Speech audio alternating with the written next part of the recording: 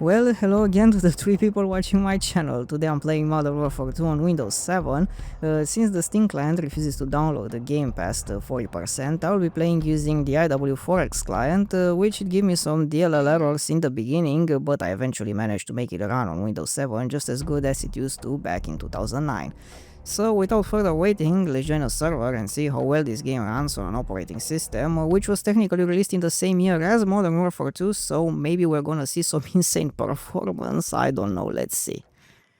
So it looks like we're playing on the map terminal, and just to let you know, I'm playing on real hardware on an HP 8740W laptop with an NVIDIA Quadro FX 2800M, which was technically overclocked, Core i7 720QM and 16 gigs of RAM.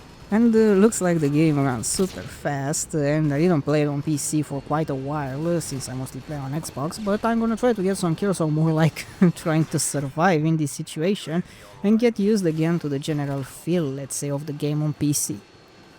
So, looks like we managed to get a kill finally, and by the way, I'm using the UMP45 with a silencer and FMJ. And I must admit, I think I'm gonna need a while to readapt to a higher frame rate. This server is also heavily populated with campers with intervention and FMJs, so I guess it's gonna be a rough match. But I guess the gameplay itself is not really that important. The main topic is this game running on Windows 7, and to be honest, it's a shame that Valve did not release a legacy version of the Steam launcher for people wanting to play Windows XP or Vista era games on period correct hardware. And I mean, Steam itself works okay on Windows 7.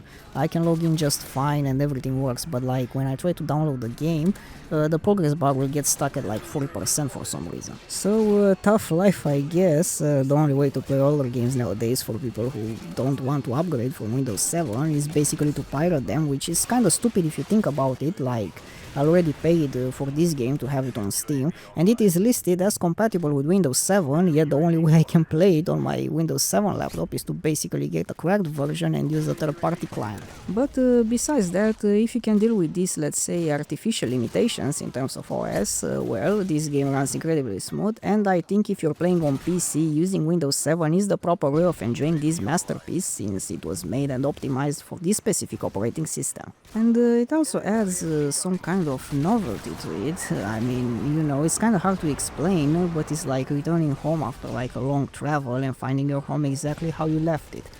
I also think I did a mistake with this class. I should have used maybe an ACR with a red dot and FMJ, so I wouldn't have to engage the enemies from close distance, especially since most of them are snipers. I'll make sure to fix that in the next match, or maybe I should use a FAMAS with an ACOG scope and FMJ, I don't know, man, but anything would work better, you know, rather than having to get so close to the enemies with a submachine gun.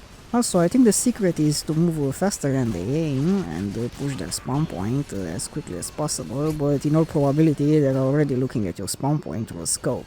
As this guy is pointing out spawn die, well, it is kind of accurate if they manage to get a good view of your spawn position at the beginning of the match and throw there some tactical insertions, well, you're pretty much screwed for the rest of the game. Also, you can get rid of them with a noob to be there, since most private servers has them banned, which it kind of takes away from this game authenticity, but I suppose that's a trade-off for being able to play a safer version than the one available on Steam, and on so-called unsupported operating systems. And yeah, unsupported my ass, Windows 7 is light years away in terms of everything when compared to Windows 10, or god forbid mentioning Windows 11, I can't even talk about that cancer without giving me the chills. I mean, man, it's really scary to think about it. Just imagine Windows in few years.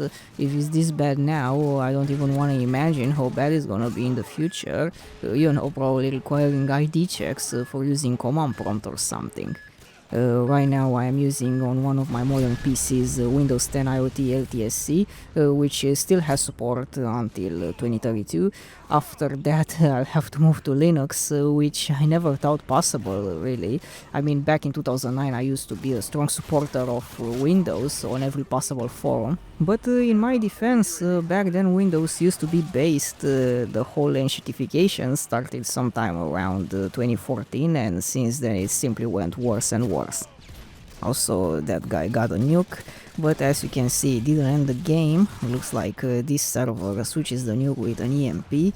Once again, this is another trade-off for using this MW2 client. But anyways, that's all for the video. This was Modern Warfare 2 running on Windows 7 in 2026. Thank you very much for watching and see you later.